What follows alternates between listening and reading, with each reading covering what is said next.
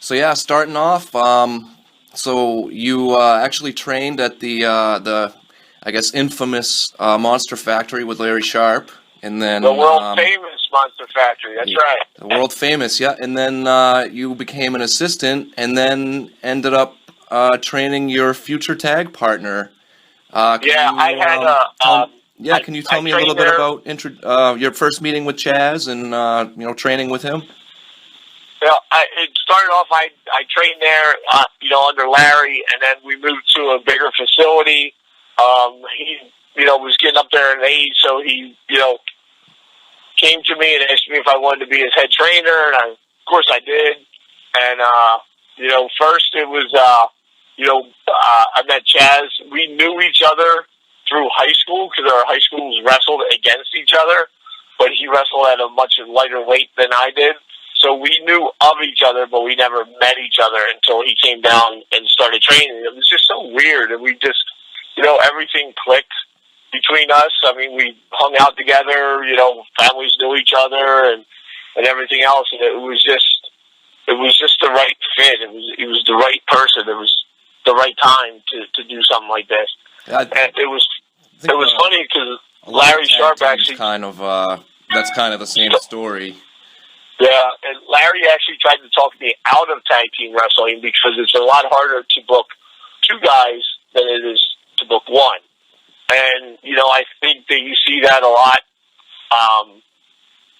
with different federations and stuff like that. They have, two guys that are under contract, they're paying them, so they put them together and call them a tag team. Me and Chaz, we used to watch a lot of the videotape of, the old stuff, the Rock and Roll Express and the Midnight Express, and all the really great tag teams that had very timed moves and stuff like that. And that to me was tag team wrestling. And I actually had a chance, after me and Chaz met up and hooked up. We met D'Lo Brown, AC Connor. He used to come down to the Monster Factory and the wrestling school, and him and his buddies would do their own shows. They would rent the ring from Larry for about 2 hours, and then they would videotape their own wrestling. So we got friendly with D'Lo and all of his friends and stuff like that. And I told him, I said, hey, listen, you don't need that much training. You know the moves and stuff like that. You would just have to, learn the philosophy of the art of wrestling. And, I talked to Larry, signed up, and that's how we met D'Lo. And then, lo and behold, a couple months later, here comes this big, giant 7'2" guy comes in with a sponsor, and it was Paul White. Big show, yeah. Paul did train at the Monster Factory for about a month and a half before he was picked up by WCW, and I think that, the end of his training was at the power plant. So, yes, I had, my share of people that I trained that, made it and everything else. So it was a great experience. It's a great school. Anybody interested in becoming a professional wrestler, that's my first thing to tell them. My first piece of advice is to always find a very, very good, respectable school. You can always tell by their track record who they put out and stuff like that what kind of school it's going to be. Right. So you just don't want to, put up a ring in your backyard and go in there and take bumps and stuff like that and think that you're a pro wrestler. You're not. Right. Actually, I don't know if you knew D'Lo well, if you knew this or not, but he actually is a UMaine alum from up in my parts. Yes. Up in yes. Their school is probably about I want to say it's like 3 hours away from where I'm at, but I've been there a few times. We know D'Lo real well. All right, we're going to jump forward a little bit here. So, in '96, you and Chaz finally, signed on with the WWE, or WWF at the time. What do you remember about how that came about? I know you guys had really started making a name for yourself in other promotions. I first heard of you guys in, I think it was Pro Wrestling Illustrated. Right. So kind of how that came about, who, worked the deal, who you spoke with. We were actually the headbangers for Smoky Mountain Wrestling. Jim Cornette actually came up with the gimmick of the headbangers. So we were down in Smoky Mountain. We were running that territory, and we find out that, lo and behold, Smoky Mountain is closing. So Jimmy was very, very high up with them. And so at that time, he tried to get a lot of his guys contracts with WWF, WWE, and what they were doing at that time, they were trying to get away from the typical, stereotypical job matches with the extras and stuff like that to more competitive matches for TV because it was more interesting. So we actually went up there. We had, a tryout. Vince, Shane, they loved, the gimmick and the idea and everything else. So we signed on to a part-time contract where we just did Raw and SmackDown. That's the only thing we did. We weren't on the road. We didn't do anything like that. So we signed on there. And then a couple months later, we find out that they're making, the action figures and the T-shirts, and that wasn't in the part-time deal. So we went up and said, hey, you guys are making all these action figures and T-shirts and stuff like that. So they presented us with our first full-time contract, which we had no guarantees, no nothing or anything else. Just we opportunity. That's it. Yep. So, and then, about a year and a half went by is when we signed our guaranteed full-time contract that we did. And it was an unbelievable time because, I first started where I did the enhancement matches and I did the job matches and stuff like that. And Larry used to supply all the extras for, WWE or WWF, however you want to call them, back then for the TV. So they were running a lot of West Coast shows then for TV. So I got to do a lot of extra work for them, and everybody, it was so funny because everybody always used to say to me, oh, I saw you on TV, you got your ass kicked and you got beat up and all this other stuff. But Larry always instilled in me, it's a lot harder to make this look believable, getting your ass kicked, than kicking somebody's ass. Right. And that has stuck with me for 25 years.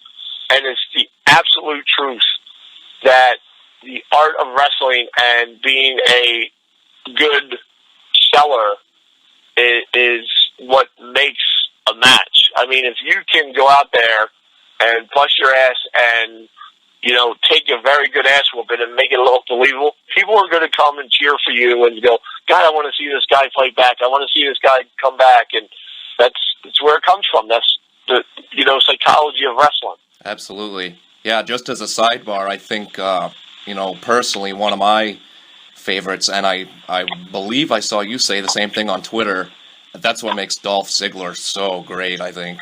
Absolutely. He could sell salt to a slug. Absolutely. Ice to an Eskimo.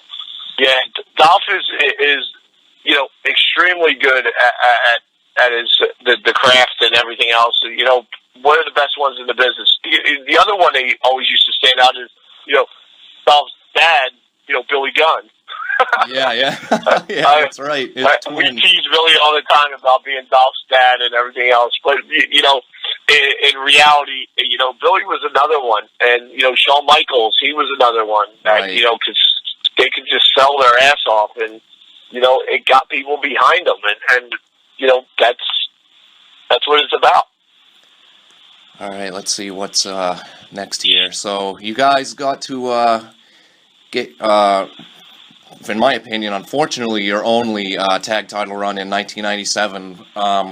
What was, that experience like? Was that kind of like a vindication of pardon my language, holy shit, we made it, finally? Absolutely. You're in the biggest federation in the world, being, the WWE, and you're selected to carry their most prestigious title for the tag teams. So regardless of how, long it was, how short it was, what anybody wants to say that, we were the worst tag team champs of all, whatever. Yeah, I don't buy still that. I don't buy that. We were still the WWE tag team champs of the world. We weren't SmackDown tag team champs. We weren't Raw tag team champs. We were the WWE tag team champs. It was funny too because we actually won the titles in Louisville, Kentucky, where we actually used to wrestle there all the time for Jerry Lawler. And, to have it come full circle, Jim Cornette got us as soon as we got in the building. He goes, guys, come here, I got to talk to you. He takes us all the way downstairs into the garage, and we're standing right down there in the garage, the parking garage next to the trash can. He goes, I had to bring you down here. We're like, Jimmy, what the hell's going on? Are we getting freaking fired? What's going on? Are we in trouble? He's like, no. He goes, I just wanted to be the first one to tell you guys are winning the tag team belts tonight. So me and Chaz are just, playing it off like, oh, that's great and everything else. He goes, guys, I brought you down here so you could jump and scream and jump around in front of me instead of in front of everybody else upstairs when you found out that you were with them. So as soon as he said that, we just went ballistic. We were screaming, yelling, and everything. It was almost like a full circle for us. Because, I've been friends with Jimmy since I got in this business. Because he used to come to the Monster Factory shows when we used to do shows in the school and stuff like that. Larry would always bring in, he would bring in Jerry Lawler, he would bring in, Jim Cornette and stuff like that. So I've known Jimmy for a long, long time. And, say what you want about the guy.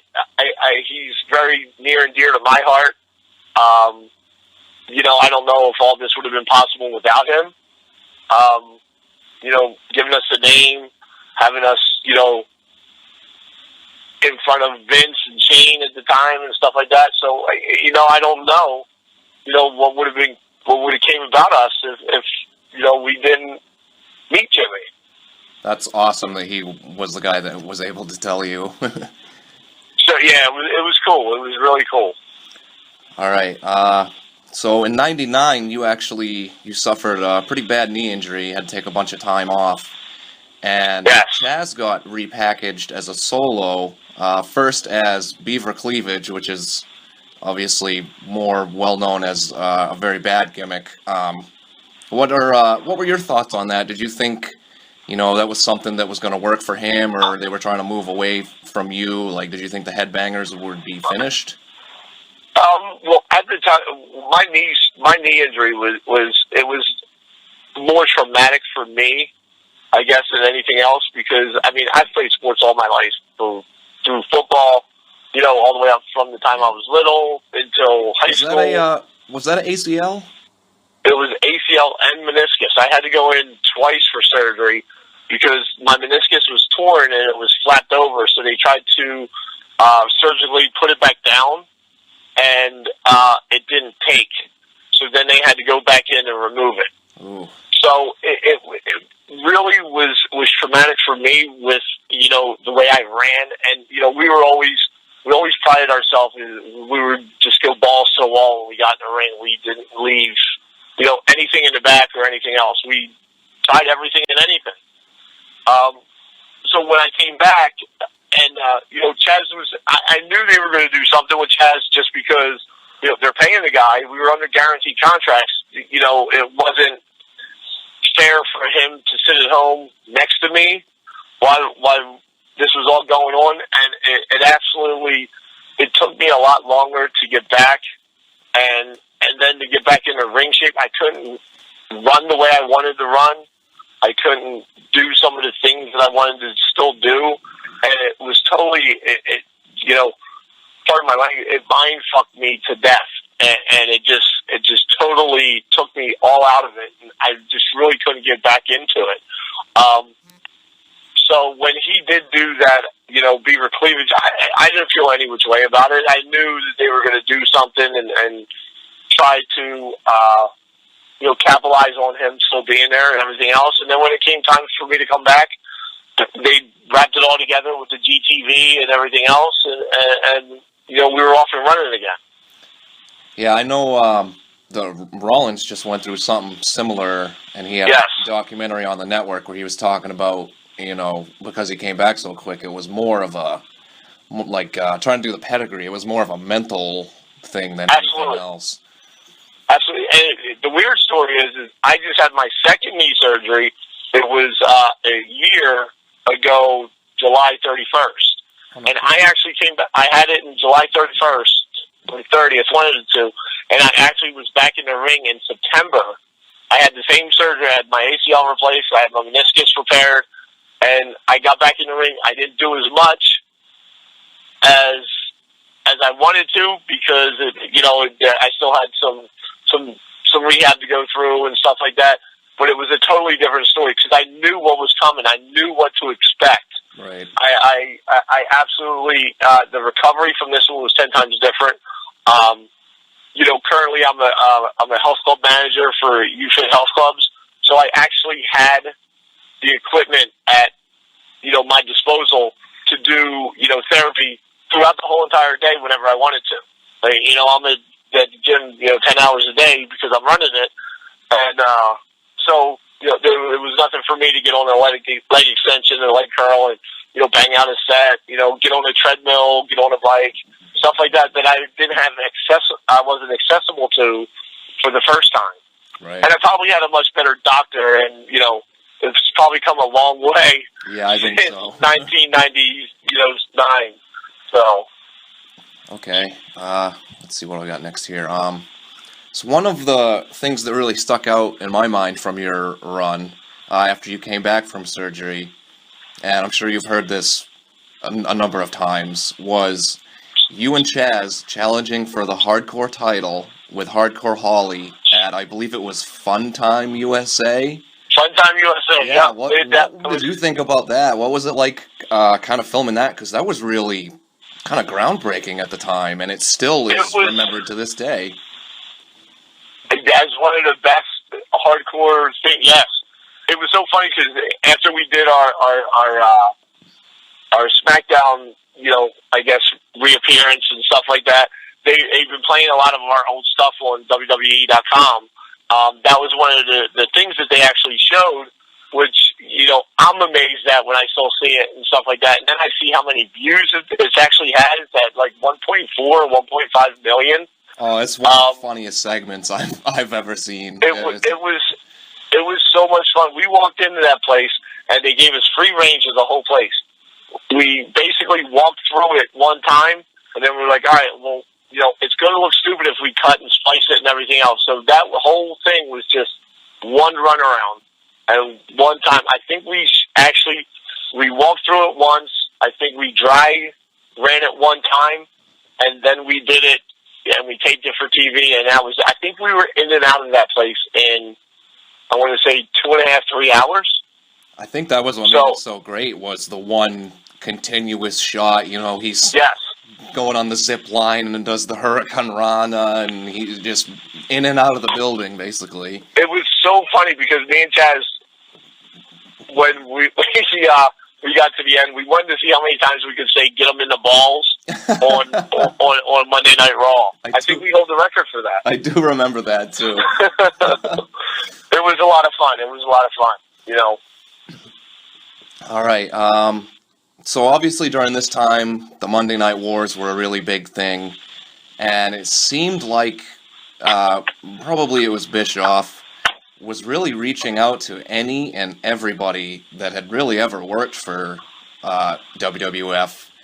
Were there ever any feelers from that side of the fence sent to you guys? Not really, because we were under contract during that time. Frankly, we were always, WWE guys. I mean, it's the only company I've ever worked for. I've wrestled one match, and it was a house show for WCW, and it was back at the old Philadelphia Civic Center. So, I mean, the WWE is the only place I've ever, mainstream worked it for and stuff like that. So, to say, did they ever have feelers? Not really. I mean, because, like I said, we were under, our contract and stuff like that, and I think that was against everything. Right. To be honest, from everything I know, they probably wouldn't have known what the hell to do with you guys. I mean, they didn't even know what to do with Brett. So, yeah. It would have been. I could have seen us being included in the flock. You know, at that time with Raven and them and stuff like that. Yeah, that's a great idea. I never thought of that. So. All right. Let's see. So moving on to I believe it was 2001 is when you got released, and you wrestled on the Indies till 2002, and then retired. So what were some of the things that you were kind of doing? I know you mentioned that you got into managing. I believe you said UFit Health Club. So just give me kind of an idea of what you were up to until later. Time. Yeah, when I first got out into WWE and everything else, I did wrestle in the Indies for about a year. It wasn't the same. You know, Chaz lived down here in Florida. I was living up there in, South Jersey at the time and stuff like that. So it really wasn't the same, wrestling without him. When you wrestle with somebody for so long and everything else, and then it's almost like you're missing a leg. Right. So it just wasn't, I just wasn't into it. And then I did get into, I was a regional manager, a district manager, supervisor, whatever you want to call it, for a pizza chain, a very popular pizza chain, one of the top two. I'm not going to mention names because I don't want to give them any kind of plug. That's okay. But I supervised, I ran my own store, and then I supervised 3 others, or 4 others. So I had 5 clubs that I was running, and at the time, you messed up the pizza, that shit was going home with me. And I sat there, I ballooned up to 315 pounds. Holy. So about 5 years ago, Chaz was having a surprise birthday party in Florida, and me and my family were down in Disney on vacation. So I went from Orlando and I came down to West Palm Beach and, did the surprise birthday party and stuff like that. And I absolutely fell in love with Florida. And Chaz has been telling me for years, you should just move down here. You should just move down here. And mind you, I'm 315 pounds. I'm 2-fisting beers. I have a beer in one hand, a beer in the other, and, I didn't have a care in the world. I didn't care. And then, something clicked. He was like, come down here. We can try to get back in the ring and everything else. And I left vacation. I went back up. It was the end of May. I packed up the family. At the time I have the wife, 2 kids, 2 dogs that just had puppies, 7 puppies. So I packed everybody in the car. We had no place to live. We had no jobs. We had nothing. And we just came down to Florida and made it work. And Chaz introduced me to where he was going to the gym, and it was UFit Health Clubs. And, it's a great, clean place. It's a nice gym. So I was going, and I was there 3-4 hours a day, trying to get back in ring shape and stuff like that and everything else. And, one of the guys at the front desk, recognized me from wrestling and stuff like that. And he said, dude, why don't you just try to get a job here? You're always here and everything else. So I stuck my head in the manager's door, and I went, hey, you guys have any openings? And just by that chance, they were looking for managers in training. And I started late August 3.5 years ago. And I've been here ever since. I've had my own club in January. That's cool. Yeah, just kind of. So it was almost like a full circle. Off the record, I actually, I've been back in Maine for, I want to say maybe 6-7 years now, but I actually used to live in Port St. Lucie myself, so okay. It's definitely a gorgeous place. I lived there. I love it down there. And then I lived on the other side in Port Charlotte for a few years, too. Okay, yeah. That's the only place I would transfer to is Port Charlotte or over to the west. It's really quiet. It's really nice kind of beach town, which I mean most places in Florida are, unless you're in like Okeechobee or whatever. Yes. All right. So coming back, obviously you guys got to make your long, I guess, wanted return to WWE. Absolutely. Ago now. How did that come about? I know I know Chaz had been pretty vocal on social media about wanting to be able to show his kids him wrestling on TV, and so like, who reached out to who, and was that something that was supposed to be kept under wraps? It was not. They reached out to us on a Friday, and it was the Friday before they were in, before we actually did in Dallas. It was actually, I want to say, a week and a half before we did Dallas. It was the Friday before they wrestled in Connecticut. We were actually supposed to do the one in Connecticut, but it got pushed back because they have a very strict athletic commission up there. Yep. They reached out to us, and it was Road Dogg that actually reached out to us. Oh, that's cool. Yes. So he was like, hey, we want to, bring you guys back in to do a spot and stuff like that. And, and then he calls us back. He goes, wait a second. I didn't, cross all my T's and dot my I's. We might have to push this back until next week if it fits creatively.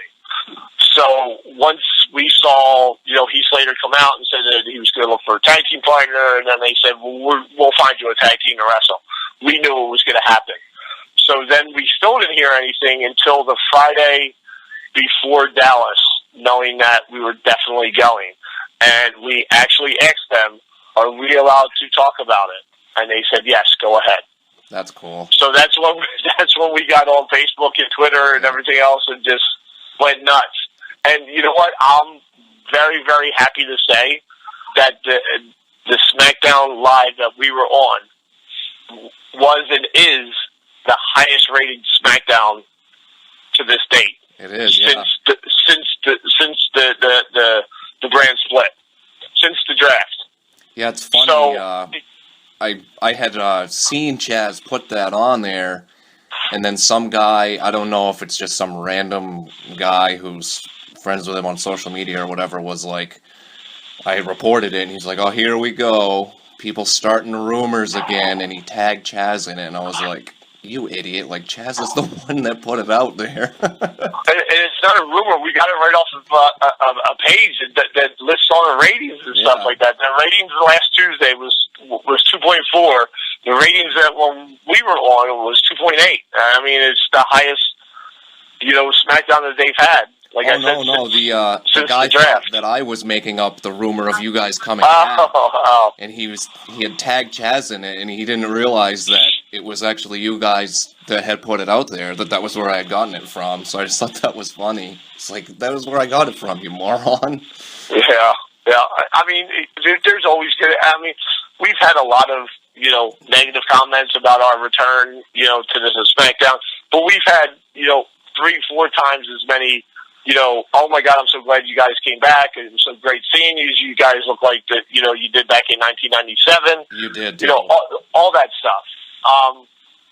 So, there's always going to be the haters and stuff like that, which is fine. I mean, that's what makes the sport, entertainment. And, so, it is what it is. Hopefully, we can, go back up there. We just issued a challenge to Rhino and Heath, after they win the tag belts. I'm going to call it and see if, we can get a rematch with them, which I think we deserve because Rhino cheated. Exactly. Okay, let's see. We're at about 29 minutes now. You got time for one or two more? Yeah, go ahead. Okay. So I think you just kind of touched on, or actually, no, let me go back to this one. So that day, arriving at SmackDown, can you kind of, like, describe what it was like walking into the building? Like, did you get to talk to Vince or Triple H? And if so, like, how did that conversation go? It was so weird, too, because, the biggest worry, I guess, that I had, and I guess everybody that returns after a lengthy, 15-year layoff, is always worried that, today's fans, the WWE Universe, isn't going to remember your body of work or, whatever the case may be. So we pull up to the arena and they actually valet your car now, which they didn't do back in our time. So we get out of the car and, of course there's people up to the barrier and stuff like that. And all we just hear is people just start screaming headbangers. And we're like, oh my God, thank God. Thank God they remembered who we were. And, it was surreal, walking in because it was like we were never gone. You know, the backstaging setup, yeah, it's a little bit more high tech now, but they still have all the signs up everywhere telling you where to go and everything else.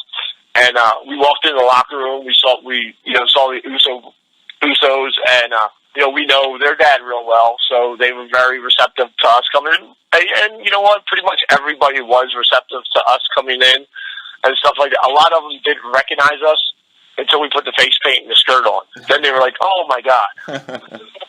So, one of the people that took me off guard and stuff like that was we walked into the catering cafeteria and stuff like that, and John Cena is sitting at a table, and he gets up from eating and comes over. He goes, "Guys, welcome back. It's great to have you." That's awesome. Which it took me back because everybody has watched John Cena's work and everything else, and it was just really nice that he took time to get up and say hi and stuff like that, because we were always taught, it's not our locker room anymore. It's not the Attitude Era. It's this is the house that they've built. Right. So we were guests there. So we made sure as soon as we got into the locker room, we went around and shook hands with everybody, said hi to everybody and stuff like that. That's the way we were brought up. That's the right thing to do.